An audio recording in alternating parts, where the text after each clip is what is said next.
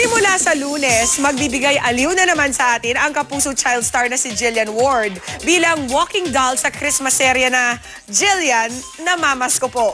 Makichika tayo kay Aubrey Carampel. Kung todo costume si Jillian Ward sa press launch kagabi ng bagong primetime series na pinagbibidahan niya. Merry Christmas po! Namamas ko po! Kabilang sa mga makakasama niya sina Michael V. nagaganap bilang Santa Claus, Wendell Ramos at Claudine Barreto nagaganap bilang mag-asawa na bibigyan ng bagong pag-asa ng manikang si Jillian. Kinailangan daw ni Jillian na mag-practice ng galaw ng isang manika. May wig pa siya. Kasi po, bawal po makita ang totoo kong hair. Kasi, nga, manika po ako. Lahat ng manika po ay big hair.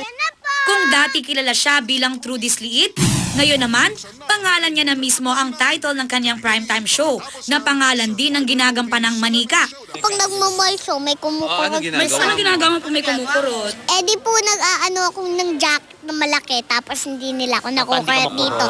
Tapos napaalin na ako nakukurot. Ang ibang kinita raw niya ay pambibili niya ng Christmas gift para sa kanyang mama at papa. Secret po kasi baka maano sila. Dapat bibiglain ko po sila. Surprise, surprise. So dapat surprise. Bibigyan ko po sila mga haluan na pang matanda. Amerikano ba po kayo? Hindi. Amerikana. Bakit po yellow book nyo? Kasi naulanan ako. Ano po yung pag naulan na naaning buhok? Oo, kaya huwag ka magpapaulan. Alam ko na, pinakulay nyo po yan, no? Tama! Kaya mukhang mais po, no? Tama! Aubrey Carampel updated sa Showbiz Happenings.